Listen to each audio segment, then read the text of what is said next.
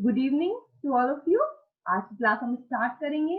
आज का हमारा टॉपिक है आईपीसी का सेक्शन 34। सेक्शन 34 टू 38 वाला जो पार्ट था वो हमने स्किप कर लिया था, छोड़ लिया था। बाकी चैप्टर 2 जो 6 से 52A तक का है वो हम पूरा पढ़ चुके थे। ठीक है, क्यों छोड़ा था? इसलिए छोड़ा था क्योंकि सेक्शन 34 टू 38 वाला पॉइंट जो है वो बहुत ही ज्यादा इंपॉर्टेंट है एग्जाम पॉइंट ऑफ व्यू से, इसलिए हमने उसको स्किप किया था और आज हम इसको कवर अप करेंगे। सेक्शन 34 जो कहीं ना कहीं अपने साथ बहुत सारी सेक्शंस को इंक्लूड करते हुए बात करती है। सेक्शन 34 के साथ सेक्शन 38 तक का पॉइंट तो हम पढ़ते ही हैं, साथ साथ में हम इसके साथ सेक्शन 107, 149, 396 और 460 भी साथ में कहीं ना कहीं इंक्लूड करके पढ़ते हैं। ठीक है, तो चलिए मैं आपको सबसे पहले बैरेक्ट की लैंग्वेज बता दूंगी कि बैरेक्ट की लैंग्वेज में सेक्शन 34 में एग्जैक्टली क्या वर्डिंग यूज की गई है। ठीक है, तो आपको अच्छे से समझना है, इसलिए मैं स्क्रीन शेयर कर देती हूँ।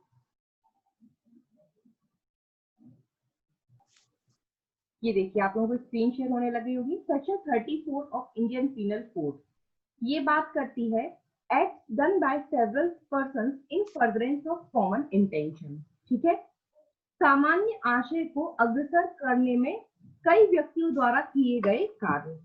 तो इसमें ये कहा गया है कि ये जो ऑफेंस है ये बहुत सारे व्यक्तियों द्वारा किया जा रहा है और बहुत सारे व्यक्ति कैसे कर रहे हैं ये काम? सामान्य आशय को अग्रसर करते हुए, कॉमन इंटेंशन की फर्दरेंस में।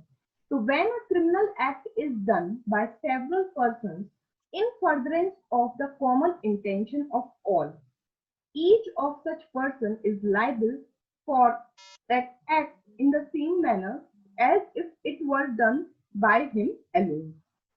इसमें कहा गया है कि जबकि कोई आपराधिक कार्य कई व्यक्तियों द्वारा अपने सबके सामान्य आशय को अग्रसर करने में किया जाता है, तब ऐसे व्यक्तियों में से हर व्यक्ति उस कार्य के लिए उसी प्रकार दायित्व के अधीन है मानो वह कार्य अकेले उसी ने किया हो।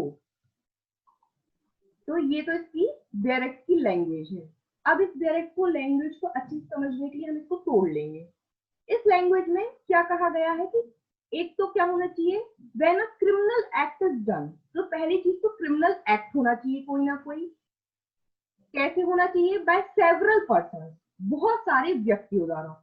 बहुत सारे व्यक्तियों द्वारा कोई आपराधिक कार्य, कोई क्रिमिनल एक्ट हो रहा है। और ये क्रिमिनल एक्ट कैसे हो रहा है? इन furtherance of common intention of all, जितने भी लोग उस अपराध में, जितने भी लोग उस क्राइम में जुड़े हुए हैं, उन सभी का जो सामान्य आशय है उसके फर्दरेंस में ये काम हो रहा है। Each of such person is liable for that act in the same manner as if it were done by him alone। तो जितने भी पर्सन उस क्राइम को करने में लगे हुए हैं या जितने भी पर्सन ने वो क्राइम कमिट किया है, तो उनमें का हर एक पर्सन की लाइबिलिटी, दायित्व तो ऐसा माना जाएगा कि मानो उस अकेले ने ही वह अपराध किया है। ये इसकी लैंग्वेज जो है बाहर निकलकर आ रही है, लेकिन हम इसको तोड़ लेंगे, इसके एसेंशियल एलिमेंट्स देख लेंगे। अगर हम इसके एसेंशियल एलिमेंट्स देखेंगे तो आपको बहुत अच्छे से क्लियर हो जाएगा। ठीक है, तो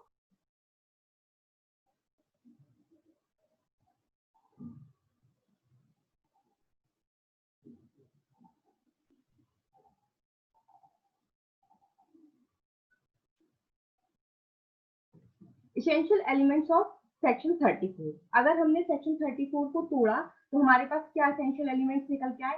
पहला तो आया क्रिमिनल एक्ट, कि सबसे पहले क्या होना चाहिए? एक आपराधिक कार्य, क्रिमिनल एक्ट होना चाहिए। There must be some criminal act.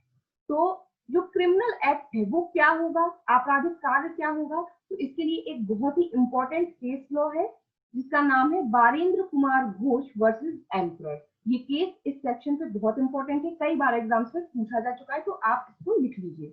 बारेंद्र Kumar Ghosh versus emperor.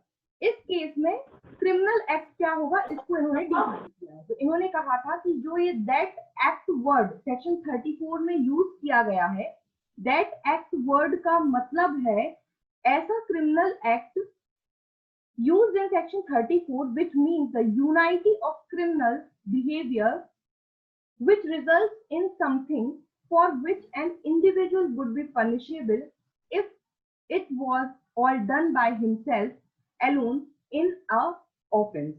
तो इसमें ये कहा गया है कि सेक्शन 34 में जो आपराधिक या जो कार्य वर्ड यूज है वो आपराधिक कार्य के लिए यूज किया गया है, और उसका मतलब ये है कि जब बहुत सारे पर्सन कोई क्रिमिनल एक्टिविटी या क्रिमिनल बिहेवियर अपनाते हैं किसी क्राइम को कमिट करने में, तो उनकी लाइबिलिटी ये मानी जाती है मानो उसने अकेले ही ऐसा कार्य किया हो। फिर उसके बाद एक और केस था important, Lallan versus state of Bihar.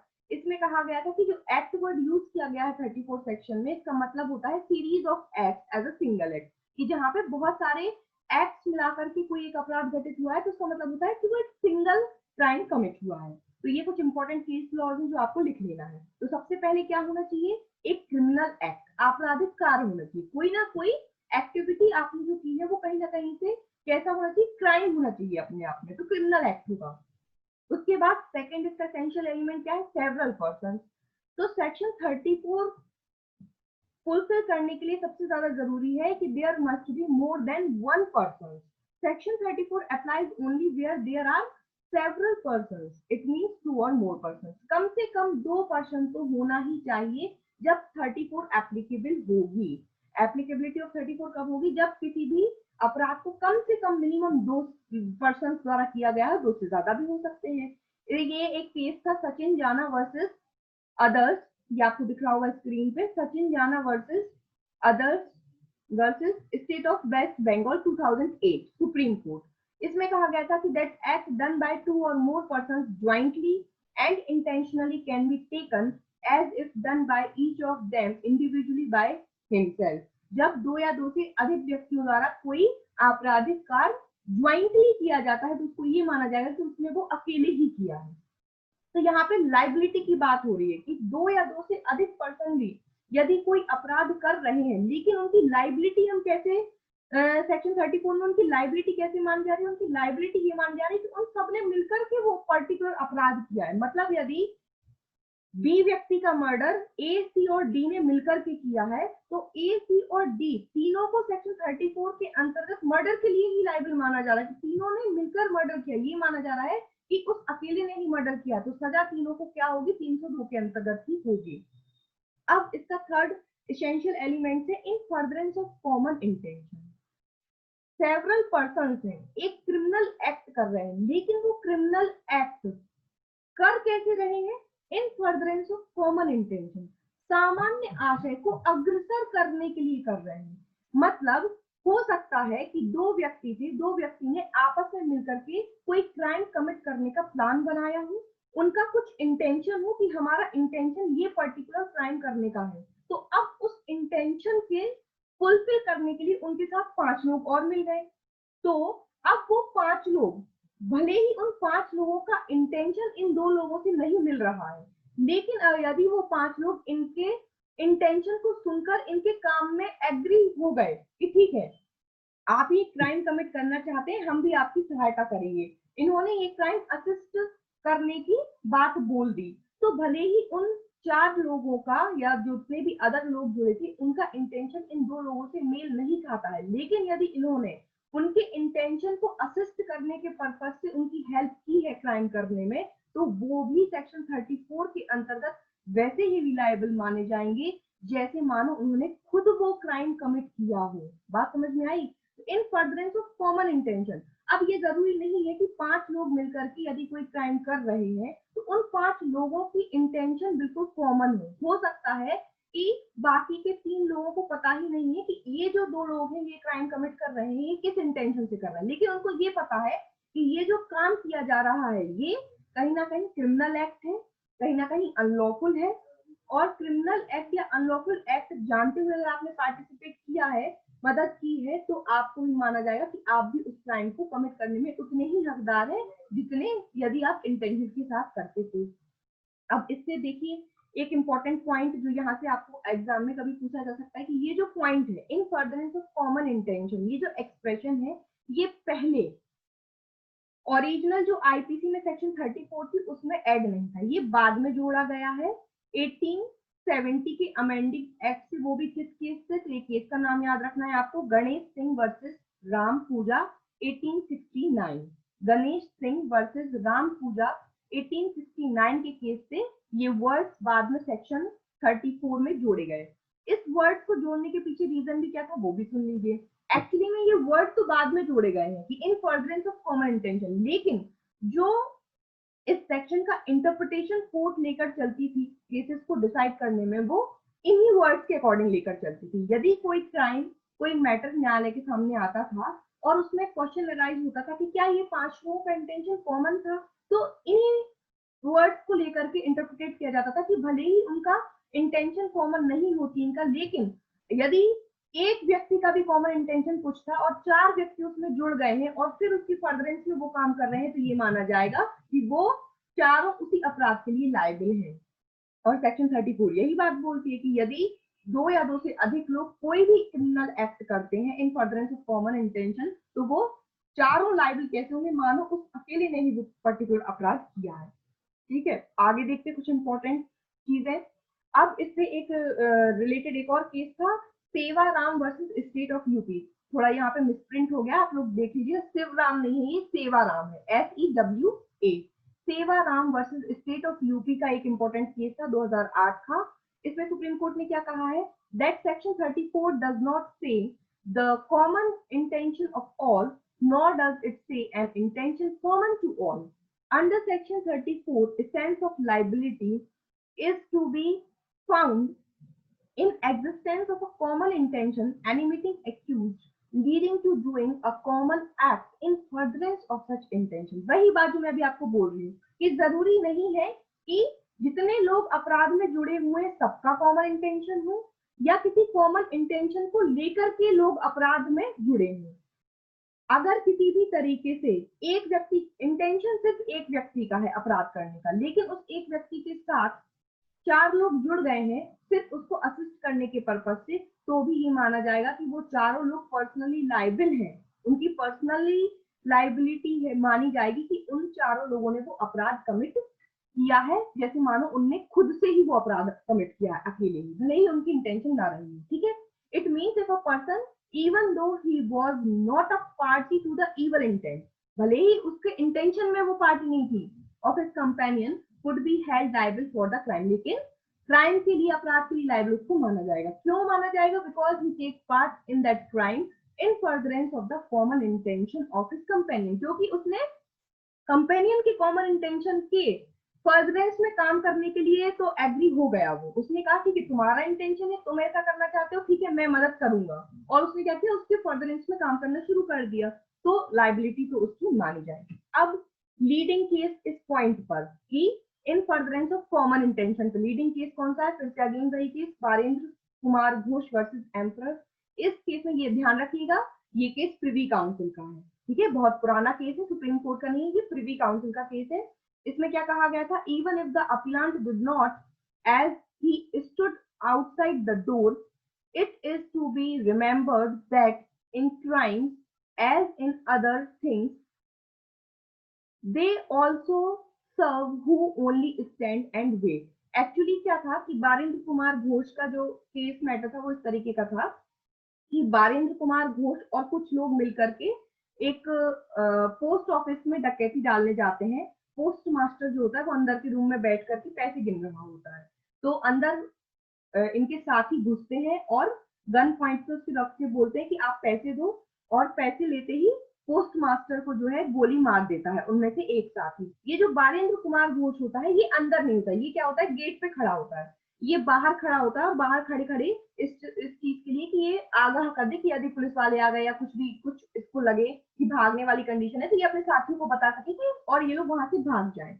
तो जब इसका ट्रायल चला तो इसने कहा, इसने अपना मतलब पक्ष लिया कि मैंने तो पोस्ट मास्टर को गोली नहीं मारी थी, मैं तो सिर्फ बाहर खड़ा था और मैं अपराध करने में मदद कर रहा था, तो मुझे मर्डर की सजा क्यों दी जाए, इसने ऐसा प्ले रखा। ठीक है, तो इस केस में क्या कहा गया, तो इस केस में कहा गया कि नहीं, तुम्हें भी मर्डर के लिए ही लायबल माना जाएगा, क्योंकि कहीं ना कहीं तुम उसमें उस क्राइम में पार्टिसिपेट तो कर रहे थे, तुम भले ही डोर के बाहर खड़े थे। तो इसमें क्या डिसाइड किया कि भले ही कोई मेंबर फिजिकली वहां प्रेजेंट है और बाहर खड़ा हुआ है, या आगाह करने के पर्पज या किसी भी अदर प्रकार की असिस्टेंस या मदद देने के लिए यदि कोई पर्सन पार्टिसिपेट करता है क्राइम में, तो वो उसी क्राइम के लिए पनिशेबल होगा जो एक्चुअली में हुआ। तो वहां पोस्ट मास्टर का मर्डर हुआ था, तो बारेंद्र कुमार घोष को भी मर्डर के लिए लायबल इस केस में ठहराया गया था। ठीक है, तो इन फर्दरेंस ऑफ कॉमन इंटेंशन का इतना बड़ा इम्पैक्ट है। देखिए कि अगर आपका, उसने ये भी बोला कि मेरा तो मारने का आशय ही नहीं था, मुझे पोस्ट मास्टर का मर्डर करने का कोई इंटेंशन नहीं था, मैंने गोली भी नहीं चलाई थी, उसके बाद भी उसको मर्डर के लिए लायबल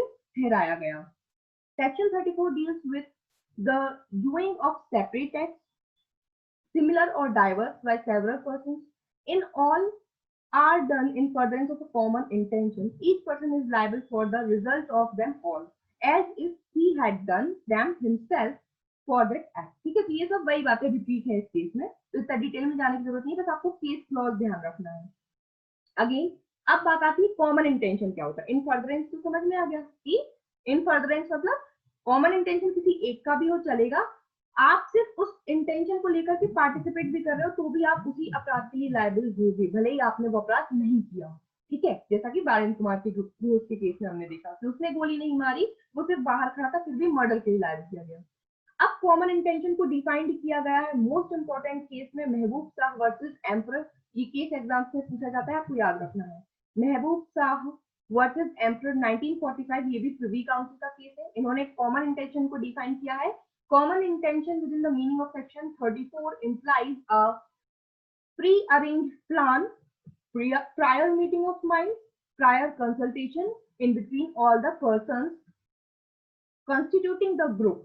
ठीक है, तो इसका मतलब है, इन्होंने कहा है कि सामान्य आशय का मतलब होता है प्री प्लानिंग, मतलब पार्टीज ने आपस में पहले से प्री प्लानिंग कर ली होगी, हमें ऐसे से ऐसा अपराध करना है, तब कहा जाता है सामान्य आशय, कॉमन इंटेंशन। ठीक है, प्रायर मीटिंग्स ऑफ माइंड। तो आपसे एग्जाम में जो क्वेश्चन फ्रेम होता है वो यही होता है कि prior meetings of mind are called common intention. किस केस में ये डेफिनेशन दी गई है, तो Mehboob Shah versus emperor 1945 privy council. ठीक है, याद रखना है। आगे बढ़ते हैं। अब इस केस में जो डेफिनेशन दी गई थी महबूब शाह वर्सेस एम्परर में, इस केस की डेफिनेशन को एक्सटेंड किया नेक्स्ट केस में, जो केस था Rishi Dev Pandey versus state of UP. ये भी इंपॉर्टेंट केस लॉ है, Rishi Dev Pandey versus state of UP. इस केस में सुप्रीम कोर्ट ने ये हेल्ड किया कि कॉमन इंटेंशन जो है may develop on the spot also. क्या तुरंत सामान्य आशय बन सकता है, तो इस केस में कहा हाँ, तुरंत भी सामान्य आशय क्रिएट हो सकता है। मतलब ऐसा नहीं है कि पहले से ही किसी व्यक्ति ने आपसदारी में कोई प्लान बनाया हो सकता है एक पर्सन एक व्यक्ति का मर्डर करने गया हो कुछ इंटेंशन से, और वहां पे दूसरा पर्सन भी किसी अदर इंटेंशन से उसी पर्सन का मर्डर करने के लिए पहुंचा हो। अब दोनों व्यक्ति पहुंचे हैं मर्डर करने के लिए, तो अब जब दोनों व्यक्ति वहां पहुंचे और आपस में बात हुई, तो वो सोच सकते हैं, वो वहां पे भी ऑन द स्पॉट भी वो अपना क्या कर सकते हैं, सामान्य आशय क्रिएट कर सकते। दोनों एग्री हो जाएंगे, तुम भी मारने आओ मैं भी मारने आऊँ, चलो मिलकर मारते हैं। अब एक काम करते, प्लान चेंज कर लेते, ऐसे से ऐसा करते। तो क्या स्पॉट पे तुरंत कॉमन इंटेंशन क्रिएट हो सकता है? तो पहला तो आपको अगर पूछा जाए कि वेदर कॉमन इंटेंशन में डेवलप ऑन स्पॉट, तो आपका आंसर होना चाहिए यस। अगर ऑब्जेक्टिव में इस तरीके का क्वेश्चन आए तो यस। क्या मौके पर ही सामान्य आशय बनाया जा सकता है? हाँ बिल्कुल बनाया जा सकता है। रिलेटेड केस क्या है, Rishi Dev Pandey versus state of UP. ठीक है, सुप्रीम कोर्ट का ये केस है। आगे बढ़ते हैं। हाउ कॉमन इंटेंशन इज इन्फेयर्ड, सामान्य आशय का पता कैसे लगाया जाएगा? अब देखो, सामान्य आशय का पता लगाना बहुत ही डिफिकल्ट है, इसलिए सेक्शन 34 आई है।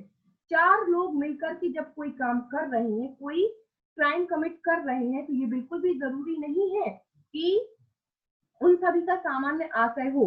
अब किसी व्यक्ति ने प्लानिंग की कि जो ये बी पर्सन है इसको हमें मारना है, कैसे मारना है, एक काम करना, सी से बोला कि तुम इसके दोस्त हो, ये तुम्हारी बहुत अच्छी दोस्ती है, तुम इसको बहला फुसला करके किसी ऐसी सुनसान जगह पर लेकर आना, फिर वहां पर हम चार लड़के लेकर आएंगे और इसको क्या है हटा देंगे, ऐसी प्लानिंग की। तो अब वो जो पर्सन था, जो उसका दोस्त था, वो नहीं चाहता था, उसकी इंटेंशन उसको मारने के लिए नहीं थी, लेकिन कहीं ना कहीं उसके अंदर कुछ ना कुछ लड़ाई झगड़ा कभी पहले हुआ था, तो उसने कहा ठीक है मैं थोड़ी मार रहा हूँ, मदद तो कर ही सकता हूँ, ले जाऊंगा, लेकर के छोड़ दूंगा। तो अब यहाँ पे प्रूफ कैसे किया जाए कि इस पर्सन का कॉमन इंटेंशन था या नहीं था? तो इसका आंसर आपको मिलेगा Jai Bhagwan Das versus state of Haryana 1999 Supreme Court का ये केस है, इससे रिलेटेड। ठीक है, तो इसमें ये कहा गया था कि common intention is a matter of inference, सामान्य आशय जो है वो अनुमान पर आधारित होता है। इन्फरेंस मीन्स अनुमान पर आधारित होता है, अनुमान लगाया जाता है। कैसे? In every case it is not possible to have direct evidence of common intention, it has to be inferred from the facts and circumstances of each case. हर केस में बिल्कुल भी जरूरी नहीं है कि कॉमन इंटेंशन की डायरेक्ट एविडेंस आपको मिल जाए कि हाँ भाई इन दोनों का सामान्य आशय है, इन दोनों ने मिलकर के प्री प्लान करके मारा है। जरूरी नहीं है कि बिल्कुल एविडेंस आपको मिल जाए। तो फैक्ट्स और सर्कमस्टेंसेस देखी जाती है केस की, कि केस के फैक्ट्स क्या थे, केस के सर्कमस्टेंसेस क्या थे। कोर्ट देखेगी कि अरे बी इसका दोस्त था, बी इसका दोस्त था यदि, तो क्या ये इसको ले गया था, तो क्या मिला हुआ था क्या इससे, तो सारे प्रूफ वगैरह फैक्ट्स कलेक्ट किए जाएंगे, एविडेंस कलेक्ट किए जाएंगे, तो सर्कमस्टेंसेस देखी जाएंगी, कहानी बैठाई जाएगी और उस हिसाब से पता लगाया जाएगा। ठीक है, तो जय Bhagwan Das versus state of Haryana में क्या कहा गया है कि फैक्ट और सर्कमस्टेंसेस के आधार पे अनुमान लगा करके कॉमन इंटेंशन पता लगाया जा सकता है। अब मोस्ट इंपॉर्टेंट क्वेश्चन जो इस सेक्शन से आपको पूछा जाता है वो है difference between common intention and similar intention. किस केस में कहा गया है? तो देखिए, कॉमन इंटेंशन और सेम और सिमिलर इंटेंशन में अंतर होता है। तो सबसे पहले महबूब शाह का जो केस था, इन्होंने अटेंशन क्रिएट किया था। प्रिवी काउंसिल ने कहा था कि सिमिलर और सेम इंटेंशन और कॉमन इंटेंशन के बीच में कंफ्यूज होने की जरूरत नहीं है। इन्होंने कहा कि for an intention to be common it must be known to all the members and must also be shared by them. इन्होंने कहा कि इंटेंशन को हम कॉमन इंटेंशन तब मानेंगे जब जितने भी मेंबर्स जो अपराध करने में लगे हुए हैं सबको इंटेंशन के बारे कॉमन, जो जिस इंटेंशन से वो अपराध कर रहे हैं वो इंटेंशन की जानकारी होगी या आपसदारी में वो इंटेंशन को शेयर कर चुके होंगे, तब वो कॉमन इंटेंशन है। Common intention always exist prior to the commission of crime in point of crime। Common intention कहीं पे भी होगा तो वो कहीं ना कहीं अपराध को कमिट करने के पहले तो एटलीस्ट स्पॉट पे तो हो सकता है। तो हम पहले देख चुके हैं कि क्या जब अपराध घटित होने के लिए लोग पहुंचे तो क्या स्पॉट पे कॉमन इंटेंशन क्रिएट हो सकता है? तो हाँ हो सकता है। तो उसके पहले भी जब कमीशन कर रहे होंगे तो कमीशन करने से पहले भी तो आपसदारी में बात कर सकते हैं दो लोग। जैसे एग्जाम्पल दिया कि एक पर्सन सी को मारने यहाँ से पहुंचा और डी पर्सन सी को मारने कहीं और से आया, पता चला दोनों ने कहा कि अरे तुम भी मारने आए हो, हम भी मारने आए, चलो उन्होंने वहीं पे प्री प्लान कर ली। तो कमीशन से पहले तो प्लानिंग होगी ही होगी, तब वो कही जाती है कॉमन इंटेंशन। अब सिमिलर इंटेंशन क्या होता है? सेम और सिमिलर इंटेंशन क्या होता है? सेम और सिमिलर इंटेंशन यही होता है कि सपोज करो ए भी मारने गया था और बी भी मारने गया था, ए पहले मार के आ गया और बी बाद में जाके मार के आ गया, तो अब पता नहीं चल रहा है, कंफ्यूजन हो रही कि किसने मारा। तो सिमिलर इंटेंशन है, ये कॉमन इंटेंशन नहीं, ये सिमिलर इंटेंशन है। ठीक है, तो आपको सिर्फ केस को याद रखना है। अगर आपसे क्वेश्चन में पूछा जाए कि कॉमन इंटेंशन और सिमिलर इंटेंशन में अंतर किस केस में बताया गया है, तो महबूब शाह के केस में बताया गया था। सबसे पहले अटेंशन इस केस से दिया गया था। लेकिन यदि वो आपसे क्वेश्चन में पूछे कि सुप्रीम कोर्ट का ऐसा कौन सा केस है जिसने कॉमन इंटेंशन और सिमिलर इंटेंशन के बीच में डिस्टिंक्शन या डिफरेंस बताया है, तब आपको टिक करना होगा Panduranga versus state of Hyderabad 1955 का ये केस है, इसको अंडरलाइन कर लीजिए। Panduranga versus state of Hyderabad 1955। इस केस में सुप्रीम कोर्ट ने बिल्कुल क्लियरली डिस्टिंक्शन बताया है सेम इंटेंशन और कॉमन इंटेंशन में। अब यहाँ पे ध्यान देने वाली बात है कि अगर आपको सिंपली क्वेश्चन पूछे कि कॉमन इंटेंशन और सिमिलर इंटेंशन में डिफरेंस किस केस में बताया, तो आपको महबूब शाह पे टिक करना है। लेकिन यदि वो पूछे क्यों, क्योंकि महबूब शाह केस है प्रिवी काउंसिल का, लेकिन स्पेसिफिकली वो सुप्रीम कोर्ट का केस पूछे कि सुप्रीम कोर्ट का वो कौन सा केस है जिसमें सिमिलर इंटेंशन और कॉमन इंटेंशन में डिफरेंस बताया है, तो आपको Panduranga versus state of Hyderabad पे टिक करना है। Got it? आपको समझ में आ गया होगा। ठीक है, अगर सुप्रीम कोर्ट का स्पेसिफाई करके पूछेंगे देन आपको पांडुरंगा का केस लगाना है।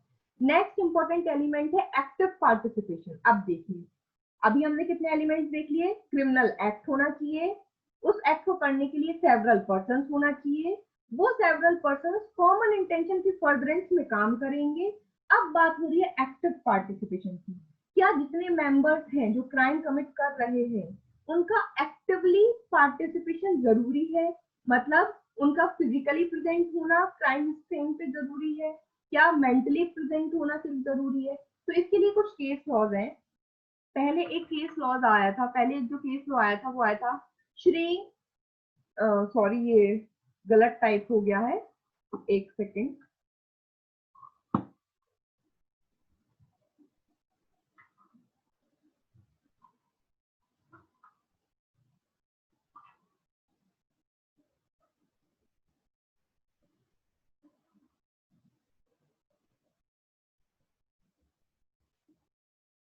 एक्टिव पार्टिसिपेशन, श्री कांतिया, ये लैंग्वेज पता नहीं टाइप हो गया, मिस्टेक बाय मिस्टेक, आप इसको सही कर लीजिए। श्री कांतिया है यहाँ, लैंग्वेज नहीं, Shri Kantiah, KANTIAH, KANTIAH, Shri Kantiah versus state of Bombay, Shri Kantiah versus state of Bombay 1955 Supreme Court का केस है। इस केस में जो सुप्रीम कोर्ट ने कहा एक्टिव पार्टिसिपेशन के बारे में, वो उन्होंने ये कहा कि accused must be physically present at the actual commission of the offense and must also participate in the commission। तो इस केस में ये माना गया कि एक्टिव पार्टिसिपेशन होना बहुत जरूरी है। हम किसी पर्सन को सेक्शन 34 के अंतर्गत लायबल तभी कह देंगे, तभी उसको बोलेंगे कि इसने वह अपराध किया है जिसकी बात चल रही है, यदि वो फिजिकली वहां पे प्रेजेंट होगा जिस टाइम अपराध कमिट किया जा रहा है, ठीक है। लेकिन ये प्रिपोजिशन इस केस की चेंज कर दी गई सुप्रीम कोर्ट द्वारा ही। नेक्स्ट केस में GM Desai versus state of Bombay के केस में, नेक्स्ट केस है GM Desai versus state of Bombay, ये 1960 का केस है सुप्रीम कोर्ट का। इस केस में कह दिया कि physical participation is not necessary in all cases. भाई सभी केसेस में फिजिकल पार्टिसिपेशन जरूरी नहीं है, सिर्फ कौन से केसेस में फिजिकल पार्टिसिपेशन जरूरी है, जिसमें फिजिकल वायलेंस इन्वॉल्व होगा। तो it is necessary only in offences involving physical violence. तो अगर किसी को आप शारीरिक हानि पहुंचाने का क्राइम कर रहे हो तो उसमें फिजिकल पार्टिसिपेशन जरूरी है।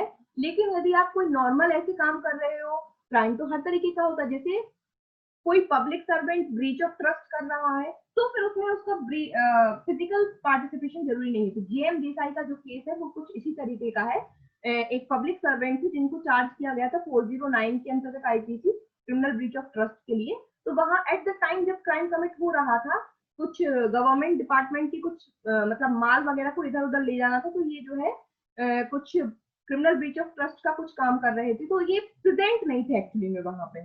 तो इस केस में ये माना गया कि इनको 409 के लिए अपराधी नहीं माना गया, इनको सिर्फ अबेटमेंट के लिए इसमें जो है अपराधी घोषित किया गया था। इन्होंने कहा था कि जो GM देसाई है वो सिर्फ अबेटमेंट करने के लिए इनको चार्ज लगाया जाएगा, ना कि अपराध कमिट करने के लिए, क्योंकि ये वहां पर प्रेजेंट नहीं थी, ठीक है। तो physical participation is not necessary in all cases, ध्यान रखना है, ये एक्टिव पार्टिसिपेशन। तो ये बहुत ही इंपॉर्टेंट केस लॉज थे। ये सारे केस लॉज आपको अपने बैरक पे लिख लेना है। बारेंद्र कुमार घोष का केस लिख लेना है, महबूब शाह का केस लिख लेना है, ठीक है। और ये आपका डिफरेंस बिटवीन जो पांडुरंगा का केस है ये भी याद रखना है। जितने केस अभी मैंने आपको बताया ये बहुत मोस्ट इंपॉर्टेंट केस है, ये सारे केस आपको लिख लेना है। तो अब अगर हम इसका पूरा सार निकाल लें इस सेक्शन का, तो आपको ध्यान रखना है, एक बहुत मोस्ट इंपॉर्टेंट चीज याद रखना है कि सेक्शन 34 बात करती है ज्वाइंट लायबिलिटी, ठीक है। किसकी? ज्वाइंट लायबिलिटी की। अगर आपसे एक सीधा सीधा क्वेश्चन ये बनता है कि ज्वाइंट लायबिलिटी का कंसेप्ट किस सेक्शन में है, तो सेक्शन 34 से 38, 149 जो बात करता है वो ज्वाइंट लायबिलिटी की बात करता है, ठीक है। ज्वाइंट लायबिलिटी का मतलब होता है जब बहुत सारे पर्सन्स मिलकर के इकट्ठा कोई क्राइम कर रहे हैं तो उनकी लायबिलिटी क्या होगी, क्या वो उस पर्टिकुलर अपराध के लिए ही लायबिल होंगे, या जो अपराध या जो वो अपना अपना पार्ट प्ले कर रहे हैं उसके लिए अपराध होंगे। होता है ना भाई, कोई क्राइम किया, जैसे बारेंद्र कुमार घोष का केस था, तो बारेंद्र कुमार के घोष के केस में क्या था, डकैती करने गए थे 5-6 लोग, 4-5 लोग अंदर थे और बारेंद्र कुमार बाहर खड़ा हुआ था। जो अंदर थे उन्होंने पोस्ट मास्टर पे गोली चलाई, तो एक्चुअली में मर्डर किसने किया? किसी एक ने गोली चलाई थी, एक ने मर्डर किया था। बारेंद्र कुमार का खड़ा था, बाहर खड़ा था। तो लेकिन जब 34 एप्लीकेबल हो जाती है तो 34 कहती है कि भले ही सबके एक्ट अलग अलग थे, कोई क्राइम करने में 5 लोग लगे हुए हैं और वो 5 लोग अलग अलग काम कर रहे हैं, तो उनको लायबल यही माना जाएगा कि तुमने वही काम किया जिस काम को करने का तुम्हारा इंटेंशन था। क्यों? क्योंकि पार्टिसिपेट तो तुम इंटेंशनल काम में कर रहे हो ना।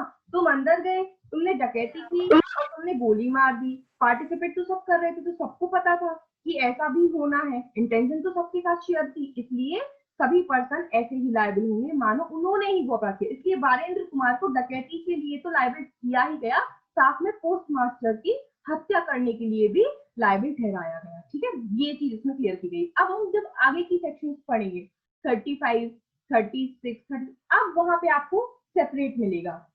आगे की सेक्शंस में अब बताया है कि नहीं भाई, अब किसी ने कोई एक्ट किया है तो क्या जो एक्ट उसने किया उसके लिए भी उसको सजा दी जा सकती है, तो वहां पे अब हम और क्लियरली अब ये इलेबोरेट होता जाएगा कंसेप्ट। ठीक है, तो आज हमें सिर्फ 34 डिस्कस करना थी, 34 से रिलेटेड केसेस डिस्कस करना थे, क्योंकि ये बहुत इंपॉर्टेंट है प्री पॉइंट ऑफ व्यू से। तो जितने पॉइंट्स आपको बता दिए उनको दिमाग में बिठा लीजिए, और सारे अभी मैं पीडीएफ एक्चुअली प्रिपेयर नहीं कर पाई थी, इसलिए मैंने ऐसे ही आप लोगों के साथ स्क्रीन शेयर करके आपको समझा दिया। अब मैं इसकी पीडीएफ आपको बना करके और ग्रुप पे सेंड कर दूंगी।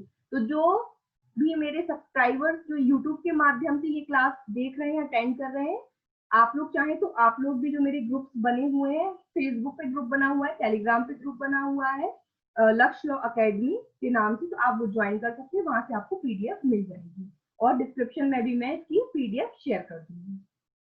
चलिए, आज की क्लास को हम यहीं खत्म करते हैं। आप लोगों को कोई भी डाउट मन में आ रहा हो तो आप लोग पूछ लीजिए।